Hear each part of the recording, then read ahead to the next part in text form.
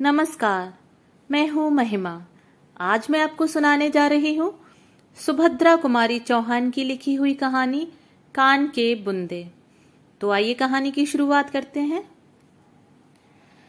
कीमत पर विचार करने का समय न था, अतएव वे सिटी कोतवाल से मिलकर, जिससे उनकी बड़ी घनिष्ठता थी, हीरालाल को अपनी जमानत पर छुड़ा लाए।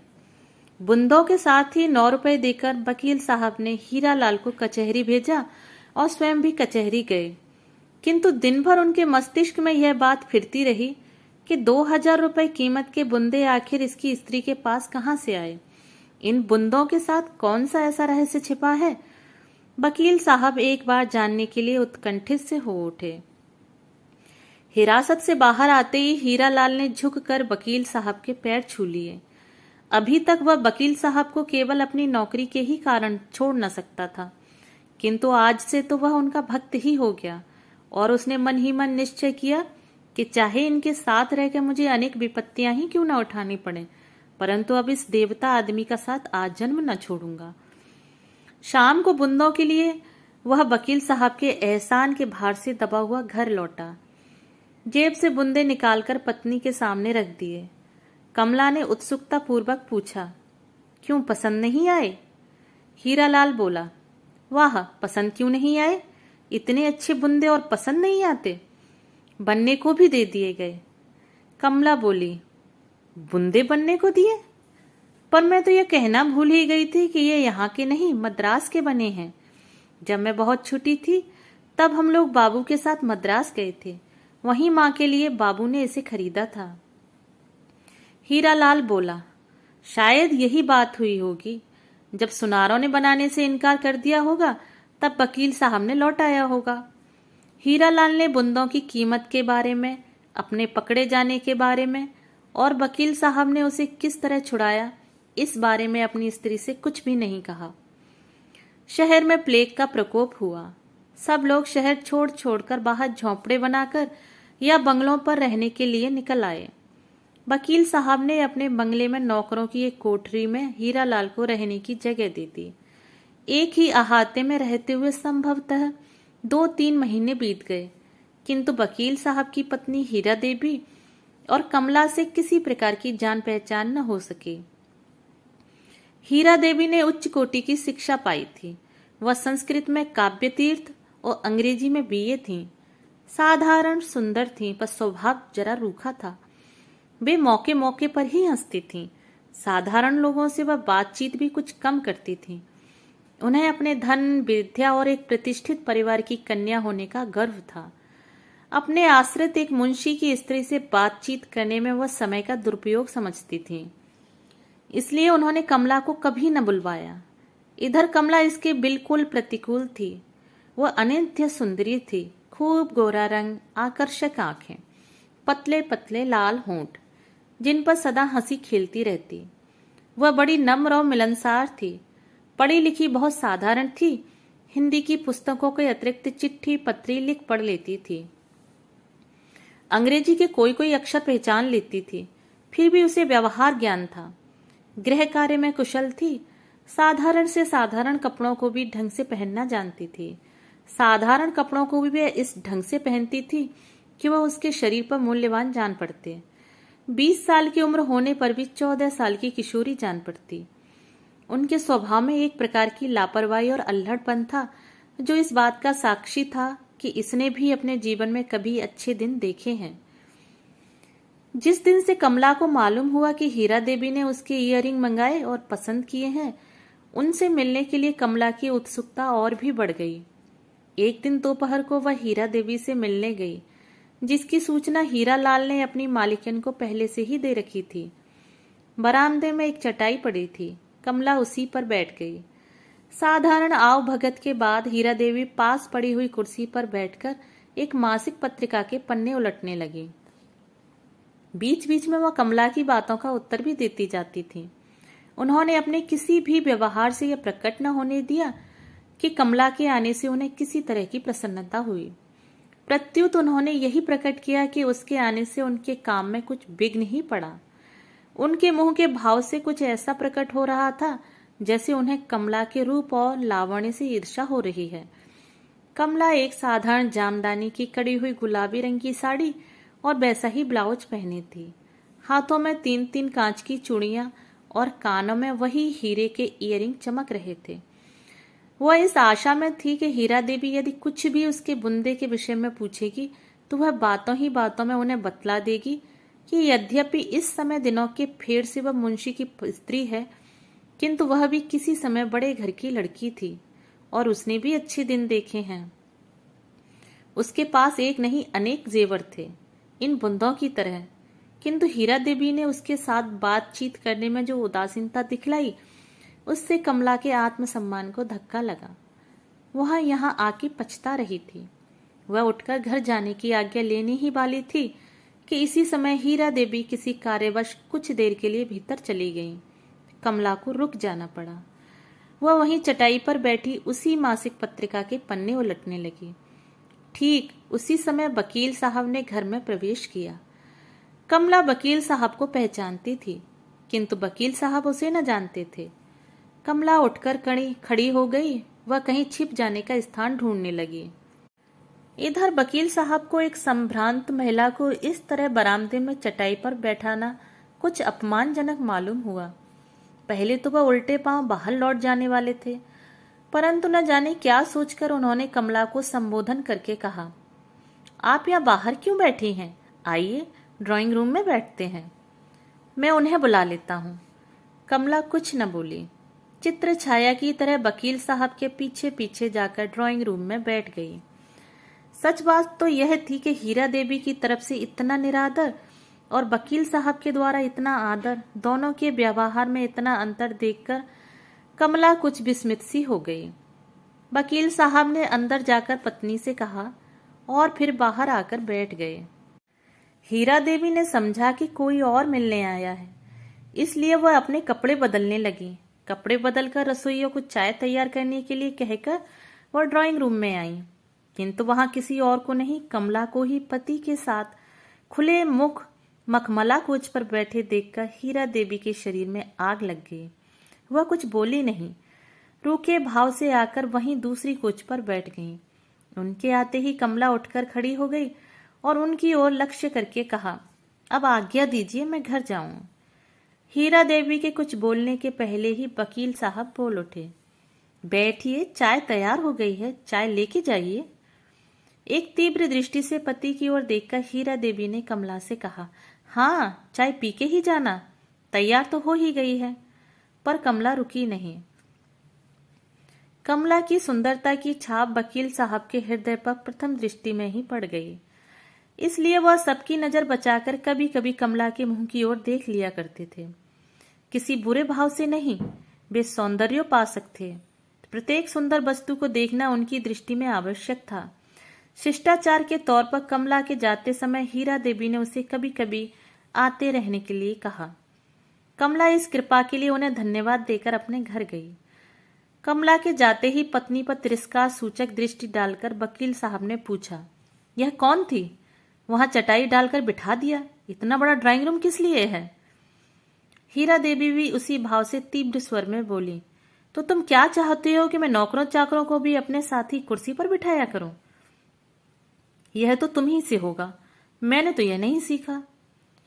फिर भी अब वाद विवाद करने का क्या तात्पर्य है, जब तुमने उसे बुलाकर अपने पास कुर्सी पर बैठा ही लिया था। वकील साहब ने उत्सुकता से पूछा, नौकर चाकर? नौकर चाकर से तुम्हारा क्या तात्पर्य है? हीरा देवी ने रुखाई से कहा, यह मुंशी की ही तो स्त्री थी ना, नौकर चाकर नहीं तो क्या मेरी हमजोली है? वकील साहब कुछ नम्र होकर बोले, मुंशी की ही स्त्री सही, हीरा लाल मेरा मुंशी है, उसकी स्त्री तो नहीं है। उसके साथ तुम्हें नौकरों का सा बर्ताव कदापि नहीं करना चाहिए। जो सम्मान करना जानता है वह सम्मान पाता भी है। फिर गरीबों का सम्मान तो धनिकों से अधिक करना चाहिए। यदि तुम उसे अपने साथ पहले से ही ड्राइंग रूम में लेकर बैठती तो तुम्हारे सम्मान में कुछ भी अंतर न आता। तुम्हारे विषय में वह ऊंचे विचार लेकर ही जाती। हीरा देवी अब झुंझला उठी, क्यों तंग किए जा रहे हो? मुझसे नहीं बन पड़ा, तुमने तो कर ही दिया, फिर अब अफसोस किस बात का? और इतने पर भी संतोष ना हो, जाके उसके आंसू पहुंचाओ, मुझे कोई शिकायत ना होगी। कहकर हीरा देवी उठकर दूसरे कमरे में चली गई। मेज पर चाय ठंडी हो रही है, उस तरफ न वकील साहब का ध्यान था और न हीरा देवी का। हीरा देवी के जाते ही वकील साहब थके हुए से एक कोच पर लेट गए। बात बात पर वह पत्नी के वाद विवाद और तर्क से थक गए थे।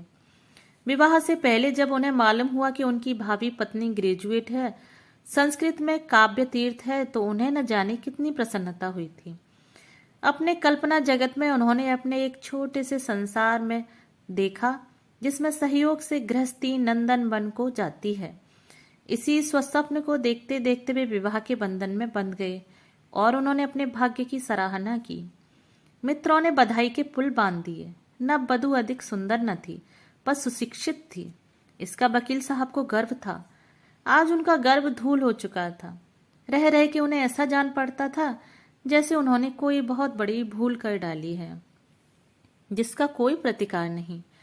पत्नी के उद्दंड स्वभाव से वे बहुत असंतुष्ट थे। हीरा देवी में उन्हें स्त्रियोचित गुण ढूंढ न मिलते थे। पत्नी से अधिक संकोच और शील की मात्रा उनके ही स्वभाव में थी, जिसके कारण वह पत्नी से कभी कुछ सुन न सकते थे, और कहते भी तो कैसे। हीरा देवी आखिर उनसे किस बात में कम थी? वे वकील थे। हीरा देवी कुछ दिनों तक पटना के गर्ल्स स्कूल में प्रिंसिपल रह चुकी थी। वकील साहब बीए LLB थे, तो हीरा देवी BA BT थी। विद्या, डिग्री या रुपया कमाने की कला वकील साहब से हीरा देवी किसी बात में तिल भर कम न थी। फिर उनसे वह किस बात में दबती, और दबती भी कैसे? उन्होंने स्त्रियों के समानाधिकार पर बड़े बड़े लेख लिखे थे और तर्क के द्वारा यह सिद्ध कर दिया कि स्त्री और पुरुष का प्रत्येक बात में समान अधिकार है। किंतु वकील साहब से कोई पूछता, इस समान अधिकार का परिणाम उनके हक में कैसा सिद्ध हुआ? वे तो जानते ही न थे कि गृहस्थ सुख कैसा होता है। वे तरस रहे थे। हीरा देवी उनके लिए एक मित्र की तरह थी। बाकी घर का सारा काम तो नौकर करते थे। हीरा देवी भी ग्रेजुएट थी। वे इन छोटी छोटी बातों में अपने अमूल्य समय को नष्ट न कर सकती थी, और न कभी वकील साहब की ही हिम्मत पड़ती कि उनसे किसी काम के लिए कहते। 100 की जगह 200 खर्च होता, पर एक दिन भी उन्हें अच्छा भोजन न मिलता।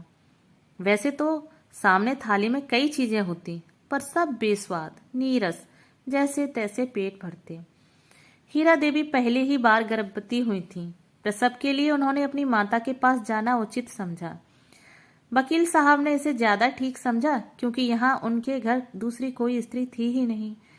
अतएव गर्भ के 6ठे मास में ही हीरा देवी अपनी माँ के घर चली गईं। एक दिन कचहरी से लौटकर वकील साहब चाय के लिए बैठे ही थे कि हीरा लाल एक थाली में कुछ मिठाइयां, जो एक सुंदर बेल बूटेदार रुमाल से ढकी थी, लेकर आया। बोला, घर में बनाया था, तो मैंने कहा थोड़ा सा आपके लिए भी ले चलूं। बहू जी तो है नहीं, अब आपके लिए कौन बनाता होगा? वकील साहब ने मन ही मन सोचा, ये थी ही तो कब बना के खिला देती थी।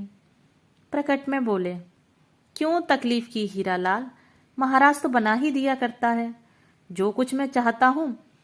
हीरा लाल ने धीरे से थाली को मेज पर रखकर रुमाल हटा लिया और फिर बोला, वकील साहब ये पकौड़ियां खाइए, अभी बन रही हैं, बिल्कुल गर्म है और चाय के साथ आपको अच्छी भी लगेंगी।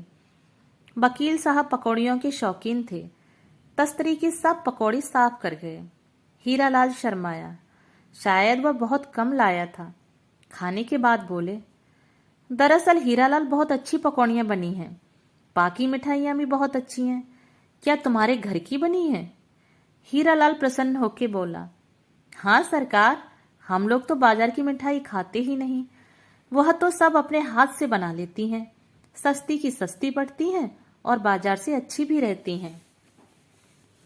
वकील साहब बोले, मालूम होता है कि भोजन बनाने में बड़ी चतुर है, पर वह तो मिर्जापुर की तरफ की हैं। देहात की लड़कियों को तो मैंने भोजन की कला में निपुण कहीं नहीं देखा।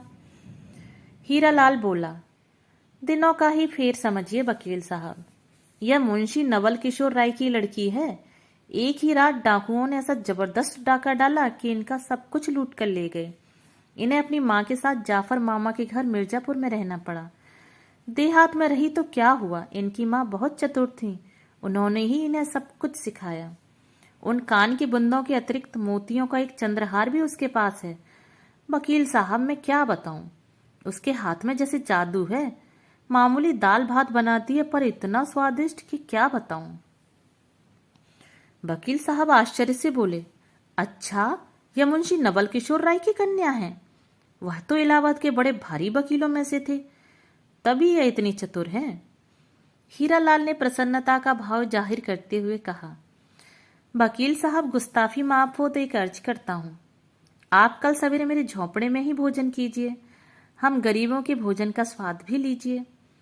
वकील साहब को अपने मुंशी के यहाँ भोजन करना जरा उचित न मालूम हुआ। बोले, क्यों तकल्लुफ करते हो हीरालाल? यह जो इतनी चीजें लाए हो यही मेरे कल तक के लिए काफी हैं, फिर क्यों तकलीफ करते हो? हीरालाल बोला, इसमें तकलीफ की क्या बात है वकील साहब? उसका स्वभाव तो ऐसा ही है कि अगर 10 खाने वाले आ जाए तो उसे दूनी खुशी होती है। सुस्ती तो उसमें नाम की नहीं है, और खाने वाले को खिला पिला के चाहे उसके खाने के लिए एक और भी न बचे उसे बड़ा संतोष होता है।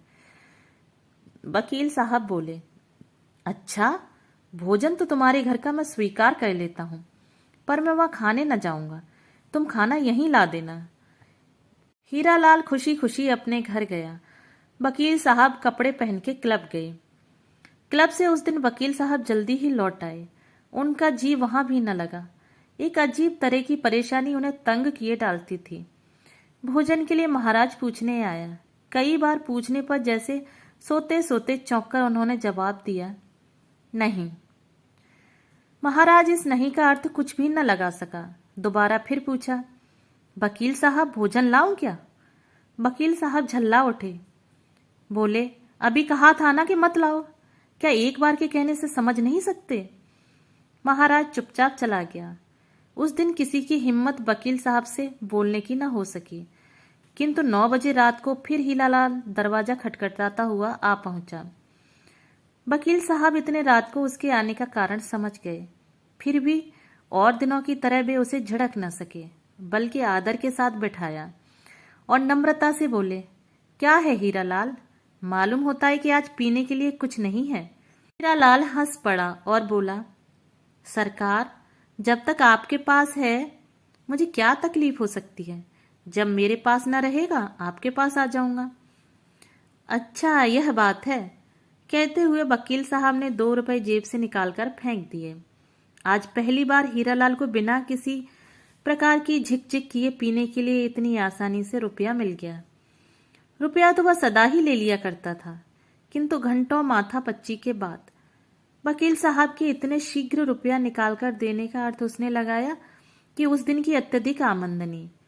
रुपया उठाते उठाते बोला, मालूम होता है आज खूब आमदनी हुई है। वकील साहब, रुपए हों तो 2-3 दिन और दे दें, घर के खर्च के लिए बिल्कुल नहीं है।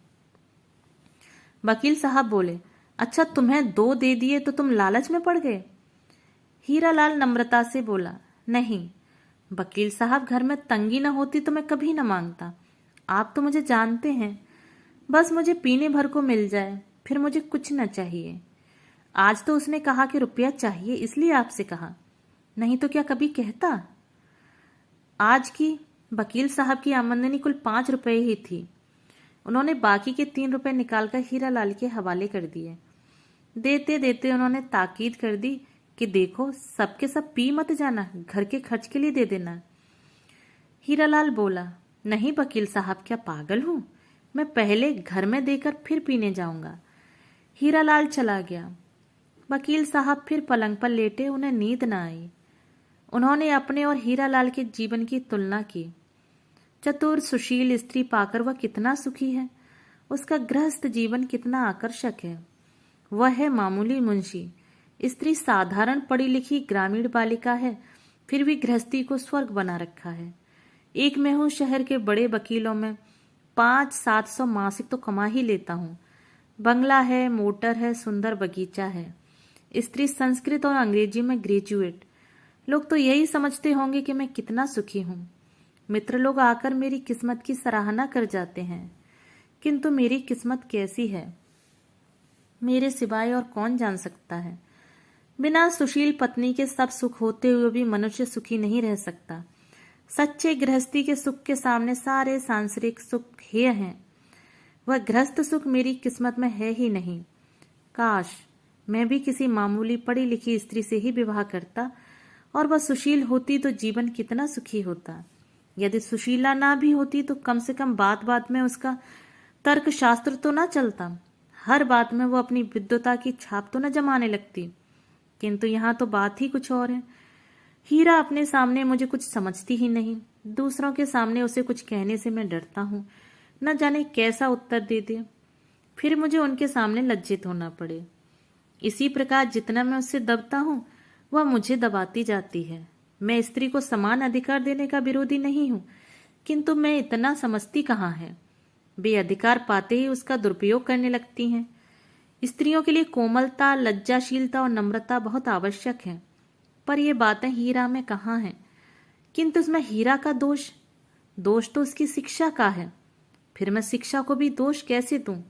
उसी की छोटी बहन मीरा भी तो एमए में पढ़ रही है, इतनी सुशील लज्जाशील है कि सीधी तरह आंख उठाकर बात भी नहीं कर सकती। कुछ नहीं, सब मेरी किस्मत का दोष है। मेरी किस्मत में गृहस्थ सुख नहीं था, फिर भी मुझे सुशीला पत्नी कैसे मिलती। उन्होंने कमला और हीरा की तुलना की। कमला उन्हें साक्षात लक्ष्मी सी और हीरा अहंकार अभिमान की प्रतिमा सी जान पड़ी। वह पहले ही दिन पहली दृष्टि में कमला के रूप पर मुग्ध हो गए थे। आज वह उसके गुणों की भूरी भूरी प्रशंसा कर रहे थे, किंतु इतना वह जानते थे कि जीवन में अनेक बार ऐसे अवसर आते हैं जब इंद्रियां मनुष्य को अपना दास बना लेती हैं। जानता हुआ भी मनुष्य अनजान बन जाता है, समझदार भी नासमझ हो जाता है। इसलिए वह कमला के रूप और गुणों पर मुग्ध होते हुए भी उससे दूर दूर रहना चाहते थे। वे उस पवित्र फूल को, जिसका सौरभ उन्हें बहुत प्रिय था, छूकर अपवित्र नहीं करना चाहते थे। इसलिए वह पास भी आने से डरते थे। संभव है पास पहुंचकर वे छू लेने के लोभ को संवरण न कर सके, तो फिर उसका परिणाम क्या होगा? उसके भयंकर दुष्परिणाम का काला चित्र वकील साहब की आंखों के सामने खिंच गया। वे घबराकर उठे, पास ही मेज पर रखा हुआ हीरा का चित्र उठाकर देखने लगे, किंतु उस चित्र में कई बार देखने पर भी उन्हें कमला ही दिखी। वे घबराकर इधर उधर करवटें बदलते रहे।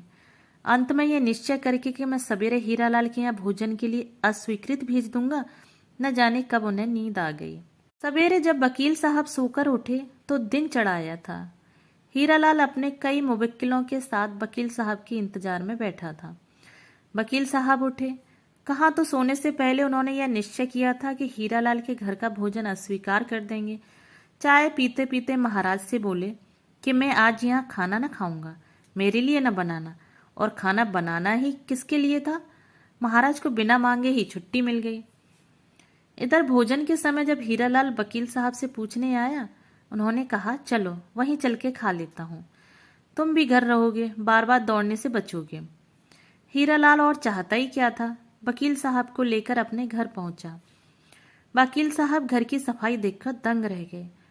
छोटे छोटे 2 कमरे कमला ने ढंग से सजा रखे थे। इतनी सफाई थी कि वह उनकी चतुराई से चकित हो गए। उन्हें स्वप्न में भी यह आशा न थी कि उनके नौकरों के रहने की कोठरी नंदन कानन बन रही है। जो घर कमला की चतुर गृहिणी के आलोक से आलोकित हो रहा था, उसकी तुलना नंदन कानन भी क्या करेगा। वकील साहब दूसरी कोठरी में बैठे थे। बीच के दरवाजे पर एक फटी हुई साड़ी का ही सिला हुआ हल्के रंग का पर्दा पड़ा हुआ था।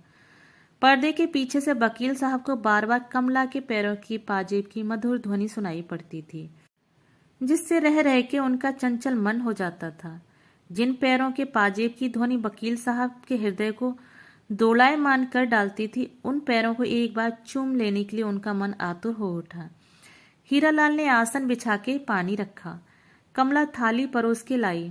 आज उसने बहुत मामूली हल्के रंग की साड़ी पहन रखी थी। नीले रंग में उसका रूप और भी निखर पड़ता था। खाना बहुत सादा था, दाल, चावल, रोटी और 2 तरह की मामूली तरकारी, किंतु सादा भोजन होने पर भी बहुत स्वादिष्ट और रुचिकर था। मिर्च मसाला बहुत कम था। फिर भी जाने क्या था कि वकील साहब रोज रोज से कहीं ज्यादा खा गए। खाते खाते बोले, हीरालाल, मुझे खाना इसी प्रकार का अच्छा लगता है, किंतु महाराज तो जरूरत से ज्यादा मिर्च मसाला भर देता है। परिणाम यह होता है कि मैं कभी पेट भर भोजन नहीं कर पाता। तुम अपनी स्त्री से कहो कि वह महाराज को भी अच्छा खाना बनाना सिखा दे। कमला ने धीरे से कुछ कहा। हीरालाल हंसता हुआ बोला, वकील साहब वह कहती है कि आप यहीं क्यों नहीं खा लिया करें। वकील साहब हंसकर बोले, सो यहाँ किस्मत में नहीं है, सबको थोड़ी ही ऐसा खाना नसीब होता है। कहते कहते साहब चले गए। कचहरी की देरी हो रही थी। हीरालाल भी जल्दी जल्दी भोजन करके भागा। आज वह भी वकील साहब की कार में ही बैठकर कचहरी गया। प्रशंसा झूठी हो चाहे सच्ची, किंतु है ऐसी चीज जिसे सुनकर मनुष्य प्रसन्न हो जाता है। अपनी प्रशंसा के इतने बंधते पुल सुनकर कमला पुलकित न हुई, ऐसी बात नहीं। अब वह चीजें दूने उत्साह के साथ बनाती और नित्य ही कोई न कोई वस्तु बनाकर वकील साहब के लिए भेजती। उसके हृदय में और कोई भाव न थे, किंतु प्रशंसा पाने की लालसा जरूर थी। वकील साहब इसका दूसरा ही अर्थ लगाते।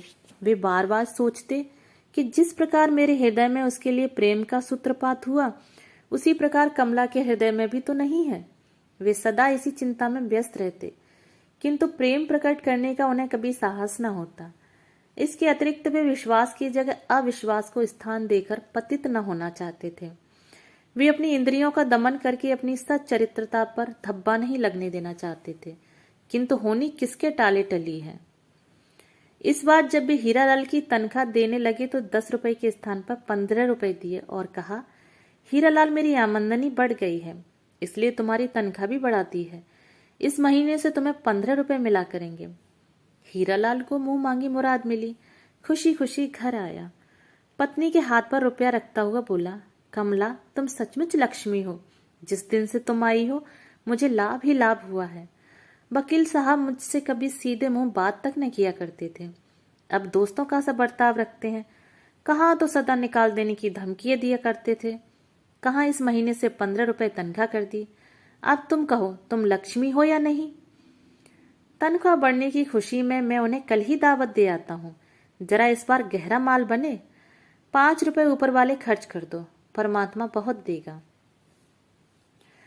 वकील साहब दूसरे दिन हीरालाल के यहाँ खाने आए। आज कमला ने कई तरह की भोजन सामग्री तैयार की। हीरालाल थाली परसवा के वकील साहब के सामने रखा ही था कि बाहर से कुछ मुवक्किलों ने आवाज दी, हीरालाल कमला से कहकर कि तुम वकील साहब को खिला दो, मैं जरा मुवक्किलों को संभाल लूं, वरना बहक जाएंगे। बाहर चला गया। सामने ही दूसरे वकील का घर था। उससे डर था कि कहीं मुवक्किल दूसरे वकील के घर न चले जाएं। हीरालाल मुवक्किल से बात कर रहा था। कमला वकील साहब को खाना खिला रही थी, बिल्कुल एकांत और सामने वही वस्तु जिसके वे भक्त थे। वकील साहब कुछ हतप्रभ और चंचल से हो गए। वे बोले, खाना इतना अच्छा बना है कि जी चाहता है बनाने वाले का हाथ चूम लो। कमला कुछ न बोली। उसे यह एकांत अच्छा न लग रहा था। उसे वकील साहब के चेहरे की लाली और आंखों की उन्मत्तता साफ दिख रही थी। हाथ धुलाने के बाद कमला टॉवल देने लगी। वकील साहब टॉवल लेकर कमला की ओर झुके। कमला हाँ हाँ क्या करते हैं आप कहकर पीछे सरकी। पीछे दीवार होने के कारण ज्यादा न हट सकी। वकील साहब ने जरा ज्यादा झुककर कमला के होठों पर अपने होठ जड़ दिए। न चाहती हुई भी कमला इसका विरोध न कर सकी। कुछ क्षण कमला के अधरा मृत का पान कर बिना कुछ कहे वकील साहब बाहर चले आए। वकील साहब के बाहर आने के बाद हीरालाल भी खाना खाने गया। आज फिर वकील साहब के साथ हीरालाल को कचहरी जाना पड़ा। हीरालाल के कचहरी जाने पर कमला वकील साहब के कृत्य पर बार बार विचार करती रही। उसे रह रहकर उनके साथ साथ अपने पतन का दुख हो रहा था, किंतु उसने कभी सोचा भी न था कि यह मामला इस हद तक पहुंच सकता है। शाम हुई। आज वकील साहब क्लब न जा सके। उनका चित्त उदास था। आज हीरालाल को कोई आमदनी भी न हुई थी। वह भी पीने के लिए व्याकुल सा था। वह फिर वकील साहब के पास आया। वकील साहब को समझने में देर न लगी। 1 रुपया निकालकर उसके हाथ में रख दिया। हीरालाल कलारी की तरफ भागा। वकील साहब धीरे धीरे हीरालाल के घर की ओर गए। जूतों की आवाज सुनकर हीरालाल के धोखे में कमला ने उठकर दरवाजा खोल दिया। सामने वकील साहब को खड़ा देखकर वह बहुत घबराई। अब न दरवाजा बंद करते बनता था न खोलते। वह कुछ क्षण तक दरवाजा पकड़े खड़ी रही, फिर बोली, क्या चाहिए आपको? वकील साहब रुंधे हुए कंठ से कंपित स्वर में बोले, तुमसे माफी मांगने आया हूं। कमला जरा भीतर बैठ जाने दो, फिर कहता हूं। कमला दरवाजे से सरक गई। वकील साहब आकर भीतर कुर्सी पर बैठ गए। कहा, मुझे अपने कृत्य पर बड़ा दुख है। कमला, तुम मुझसे नाराज तो नहीं हो? कमला कातर स्वर में बोली, मैं नाराज हूं या खुश, अब पूछकर क्या होगा? यह तो आपको पहले ही पूछना चाहिए था। फिर भी मैं आपसे पूछती हूँ, आखिर हट से क्या लाभ है? मेरी और आपकी दोनों की जिंदगी बर्बाद हो जाएगी। वैसे आपको तो विशेष क्षति न होगी, किंतु मैं कहीं की नहीं रहूंगी। वकील साहब ने भर्राए स्वर में कहा, कमला, मैं तो पागल हो रहा हूं। मेरी दवा तुम्हें छोड़कर कोई नहीं कर सकता। वैसे आज जो कुछ हुआ है तुम क्षमा करो। तुम्हारी इच्छा के विरुद्ध तुम्हें कभी न हाथ लगाऊंगा। रही तुम्हारे जीवन बर्बाद होने की बात, सो मैं तुम्हें विश्वास दिलाता हूं कि मैं हीरालाल को कभी किसी हालत में अलग न करूंगा और तुम्हारे जीवन जीते ही कभी बर्बाद नहीं हो सकता। कमला ने दीन भाव से पूछा, फिर भी यह कहाँ तक उचित है कि जो आदमी आपका विश्वास करे उसी के साथ अविश्वास करें? कभी उन्हें जरा सा भी शक हुआ तो मेरे और आपके विषय में क्या सोचेंगे? वकील साहब बोले, कमला, शक कैसे हो पाएगा? और उसी शाम उनका पतन हो गया। इस बात से कमला को जो कुछ दुख था वह तो था ही। वकील साहब भी अपने कृत्य से संतुष्ट न थे। न जाने कितने दिन और कितनी रातें उन्होंने बेचैनी से बिताई, किंतु कार्यक्रम उनका ज्यों का त्यों चलता रहा। रोज शाम को हीरालाल जब कलारी जाता, उसी समय वकील साहब अपनी मधुशाला में पहुंचते। यह क्रम महीनों चलता रहा, किंतु हीरालाल कुछ भी न जान सका। धीरे धीरे कमला को गर्भ के लक्षण प्रकट हुए। विवाह को 9 साल हो चुके थे। इतने दिन बाद ही सही हीरालाल ने उम्मीद छोड़ सी दी थी, किंतु जब उसे मालूम हुआ कि कमला गर्भवती है तो उसे बेहद खुशी हुई। उसने मन ही मन सोचा, वकील साहब के यहाँ लड़का हुआ तो इधर भी ईश्वर ने भेज दिया, इसमें क्या रहस्य है? बेचारा हीरालाल न जानता था। एक दिन हीरालाल भोजन के बाद रुपया लेकर कलारी की तरफ चला। रास्ते में उसका लेनदार मिल गया। उसने हीरालाल से करीब 10 रुपए लेने थे। हीरालाल को देखते ही उसने 10 तो सीधी सीधी सुनाई और रुपए छीन लिए। अब कलारी जाके हीरालाल करता तो क्या करता? लाचार घर की तरफ लौट पड़ा। घर आकर अपने घर में उसने वकील साहब को बैठा पाया। अपने घर में वकील साहब को देखकर हीरालाल को अचानक उस समय पहुंचा देखकर वकील साहब को आश्चर्य हुआ। किंतु वकील साहब चतुर थे। बोले, क्यों हीरालाल, हमेशा तो मुझे भोजन के लिए पूछा करते थे। आज जब मुझे घर में ढंग का खाना न मिला तो पहले ही से खा पी कर बैठ गए। हीरालाल बोला, अरे तो और बन जाएगा वकील साहब। उसने पत्नी को वकील साहब के लिए कुछ बनाने का इशारा किया। वकील साहब रोकते हुए बोले, नहीं नहीं, आप क्यों तकलीफ देते हो? मैं जानता हूं तुम लोगों ने खाया पिया ना होता तो मैं भी कुछ खा लेता। फिर कुछ हंसकर बोले, और तुम्हारा क्या हाल है? मालूम होता है आज चढ़ाई नहीं। हीरालाल के हृदय में कुछ आशा का संचार हुआ। इस समय मदिरा से अधिक आकर्षक कोई दूसरी चीज दुनिया में उसकी दृष्टि में न थी। बोला, चढ़ाता कैसे वकील साहब? एक साला लेनदार मिल गया, रुपया ही छीन लिया। फिर मैं कलारी तक नहीं गया, जाके भी क्या करता? वहां कई दूसरों को पीते देखकर और जी खराब होता। आपके पास हो सरकार तो जिला लो, नहीं तो बिना खुराक के मर जाऊंगा। जेब में से 5 रुपए का नोट निकालते हुए वकील साहब बोले, मेरे पास छुट्टा रुपया नहीं है और तुम्हें रुपया देते हुए डर लगता है। नशे की झोंक में न जाने कितने का पी जाओ। हीरालाल बोला, नहीं सरकार, ऐसा भी कहीं हुआ है? मैं तो उतना ही पीता हूँ, मेरी तो खुराक ही उतनी है, बस 1 रुपया 8 आना की। हीरालाल नोट लेते जाते समय कमला से बोला, वकील साहब को कुछ बना के खिला जरूर देना। वकील साहब बोले, पहले अपनी फिक्र कर लो फिर हमारी करना। हीरालाल हंसता हुआ चला गया। हीरालाल जब आंख से ओझल हुआ तो कमला का आलिंगन करते हुए वकील साहब बोले, तुम इस शराबी की दास हो कमला। यदि बदलने का कानून होता तो मैं हीरा को दे के तुम्हें ले लेता। हीरा हीरालाल के साथ भले खुश न रहती, पर तुम्हारे सरीखा सुखी तो दुनिया में कहीं ढूंढने से भी न मिलता, न कमला? कमला ने कुछ उत्तर न दिया। विदाई की अंतिम छाप कमला के होठों पर लगाकर वकील साहब अपने घर आए। कमला के गर्भ में 5वां महीना चल रहा था। हीरालाल खूब पी के लौटा। लौटकर 3.5 रुपए कमला के सामने फेंक दिए। फिर वह खाट पर बेहोश गिर पड़ा।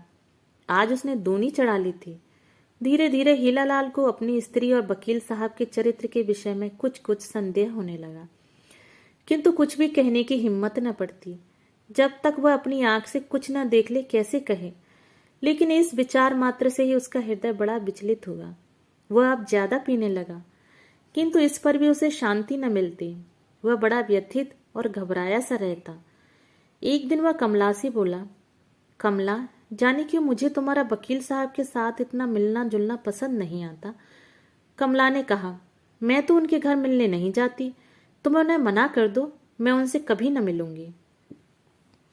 हीरालाल निरुत्तर हो गया। वकील साहब को रोकने का उसमें साहस न था। उसने सोचा मकान ही बदल लूं तो अच्छा रहेगा। वह मकान की तलाश में चला। रुपए लेकर कलारी की तरफ जाने के इरादे से निकला, किंतु कुछ ही दूर जाने पर उसे कुछ मुवक्किल मिल गए। वह उन्हें लेकर लौट पड़ा। बंगले पर आने पर मालूम हुआ कि वकील साहब क्लब गए हैं। मुवक्किलों से बातचीत करके 5 रुपए फीस की पेशगी लेकर हीरालाल उन्हें सवेरे आने की ताकीद कर अपने घर की तरफ चला। वह रबर सोल जूते पहना था, इसलिए जूतों की आवाज न हुई। बाहर बरामदे पर पहुंचकर उसने देखा कि सामने का दरवाजा बंद है। अंदर से वकील साहब और कमला के हंसने की आवाजें आ रही थीं। वह चुपचाप कुछ क्षण तक खड़ा रहा। उसने सुना कि कमला कह रही थी, लड़की हो या लड़का है तो तुम्हारा ही, उसकी तरफ पूरी जिम्मेदारी तुम्ही पर रहेगी। मैं यह न देख सकूंगी कि तुम्हारा बच्चा मोटर पर बैठकर स्कूल जाए और दूसरा पैर घसीटता हुआ जाए। वकील साहब बोले, पगली हुई हो, तुम्हें भी मैं यहां न रहने दूंगा, मैं तुमको लेके भाग जाऊंगा। वकालत, मकान, बगीचा सब हीरा और हीरालाल के छोड़ जाऊंगा। मेरे पास बस तुम रहो। मैं दुनिया की सारी संपत्ति को ठुकरा दूंगा। मोटर में अपने बच्चे के लिए साथ रखूंगा, कहीं भी रहूंगा, कमा खाऊंगा। होना तैयार इस बात के लिए? कमला हंस पड़ी। हीरालाल अधिक न सुन सका। संताप से वह पागल सा हो रहा था। उसने जोर से एक ठोकर दरवाजे पर लगा दी। दरवाजा अंदर बंद था। वह वहां क्षण भर भी न ठहर सका। तेजी के साथ अहाते से बाहर निकल गया। अंधकार में किधर अदृश्य हो गया कोई न जान सका। इस घटना को हुए कई मास बीत गए। अब कमला और वकील साहब के संबंध की चर्चा घर घर में थी।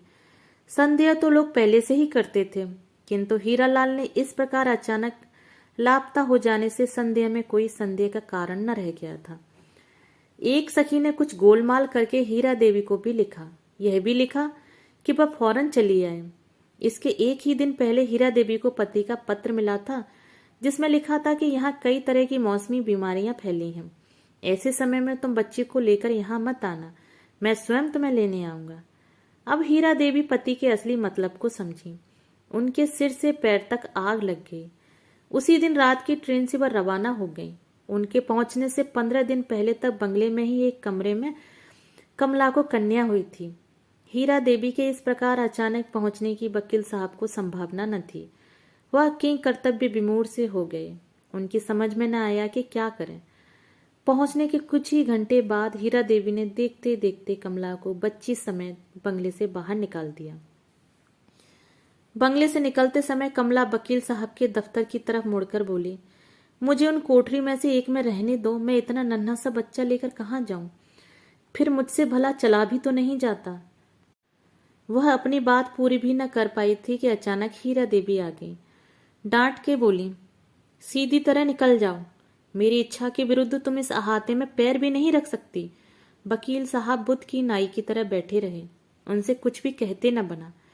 उन्हीं की आंख के सामने जिसे उन्होंने इतना आश्वासन दे रखा था, वहीं कमला गिरती पड़ती किसी प्रकार बंगले से बाहर चली गई।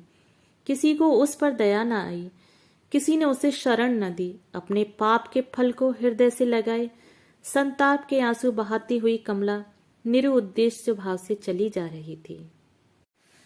दोस्तों, यदि आपको कहानी पसंद आए तो मेरे चैनल को सब्सक्राइब और मेरी वीडियो को लाइक और शेयर करना ना भूलें।